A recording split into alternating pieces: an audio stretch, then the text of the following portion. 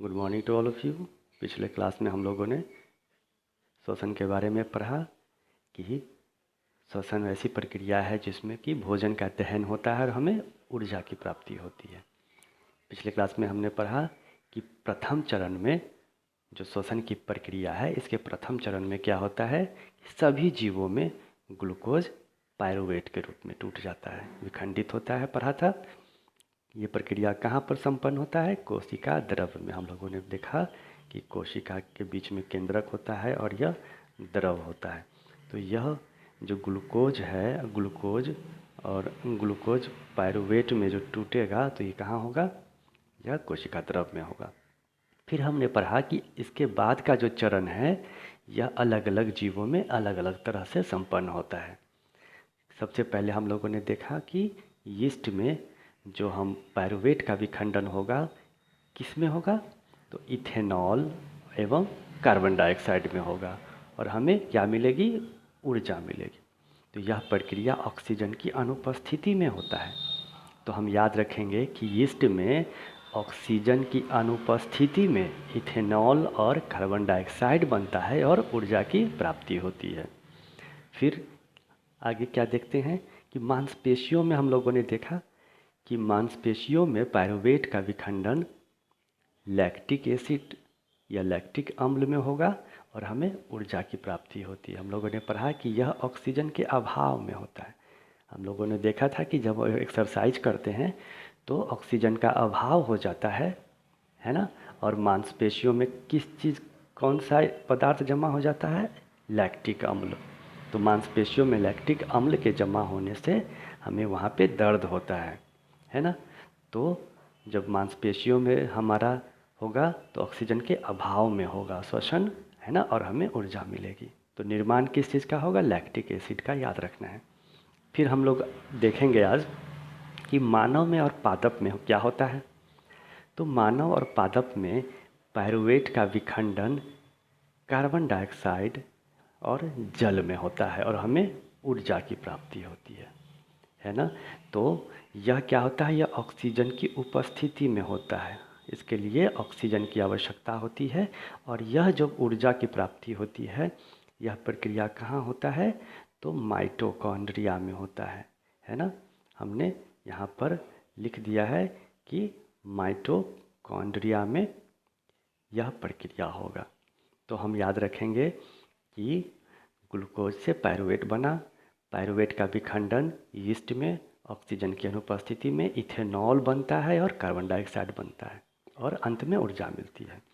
मांसपेशियों में ऑक्सीजन का अभाव में लैक्टिक एसिड बन जाता है और ऊर्जा मिलता है। और हमारे जीव जंतु हैं या मानव में क्या होता है, ऑक्सीजन जब उपस्थित होगा तो माइटोकॉन्ड्रिया में क्या होगा, कार्बन डाइऑक्साइड के रूप में और जल के रूप में विखंडित हो जाएगा पायरुवेट, ऊर्जा मिलेगी। अब हम लोग देखते हैं कि श्वसन के दौरान जो ऊर्जा मिला है ना, ऊर्जा मिला है ना, तीनों में ऊर्जा मिला है। यह ऊर्जा कैसे संचित होता है ना, हमारे शरीर में कहाँ पे संचित होता है, किस रूप में संचित होता है। तो हम देखते हैं कि श्वसन के दौरान उत्पन्न ऊर्जा का संचयन हमारी कोशिकाओं में होता है और यह एटीपी के रूप में होता है ना। जो ऊर्जा बना यह एटीपी के रूप में हमारी कोशिकाओं में जमा हो जाएगा, है ना, एटीपी के रूप में। एटीपी को क्या कहा जाता है, एटीपी को कहा जाता है एडिनोसिन ट्राइफॉस्फेट।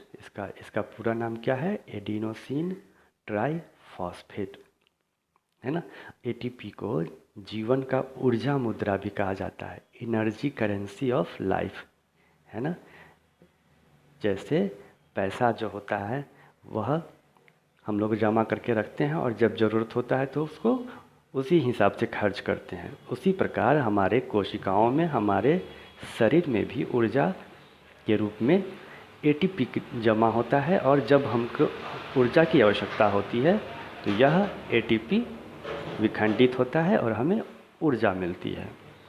श्वसन की प्रक्रिया के दौरान हमारी कोशिकाओं में मौजूद एडीपी, है ना,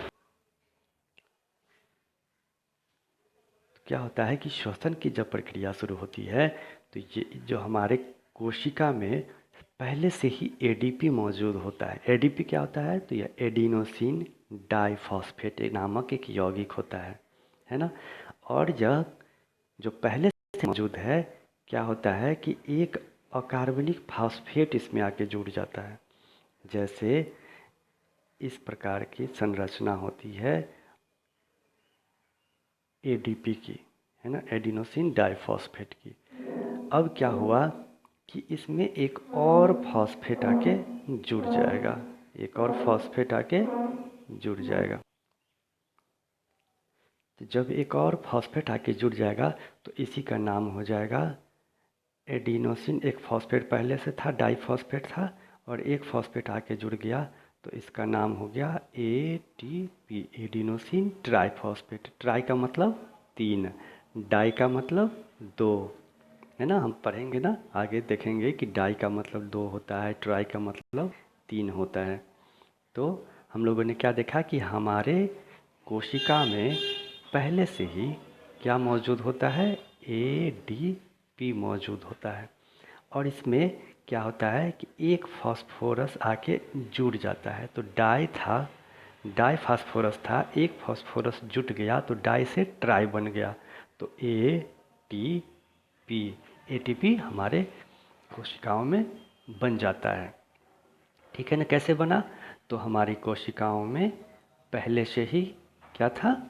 पहले से ही एडीपी मौजूद था, और यह एडीपी किस रूप में बन गया? फास्फोरस से जुड़ के एटीपी में बदल गया, और यहाँ पे कोशिका में आके क्या हो गया? यह संचित हो जाता है। समझ गए कि कोशिका में पहले से एडीपी मौजूद होता है, और यह जब फॉस्फेट से मिलता है तो एटीपी बन जाता है, डाई से ट्राई बन गया। ठीक है। जब ऊर्जा की आवश्यकता होती है तब एटीपी का विखंडन एडीपी में होता है ना। जब हमें ऊर्जा की ज़रूरत पड़ी तो यह एटीपी किस चीज़ में टूट जाएगा? एडीपी में और फास्फोरस में। जिस तरह से बना था उसी तरह से यह टूट जाएगा, और क्या होगा? हमें जितनी ऊर्जा की आवश्यकता होगी एक एटीपी से वह ऊर्जा निकलेगा, है ना। तो हम देखते हैं कि एक एटीपी से कितनी ऊर्जा निकलेगी। हमने देख लिया कि एटीपी एडीपी में बदला, टूट गया, और फास्फोरस रिलीज हुआ, फास्फोरस निकला, और क्या हुआ? ऊर्जा निकला इससे। तो हम लोग देखते हैं कि कितनी ऊर्जा निकलती है। एक एटीपी अगर हमें मिलता है तो एक एटीपी से हमें कितनी ऊर्जा मिलेगी? तो याद रखना है कि एक एटीपी से 30 किलो जूल प्रति मोल ऊर्जा मिलेगी, है ना। कितना?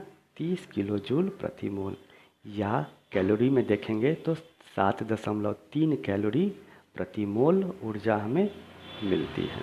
इतना हमें याद रखना है। ठीक है।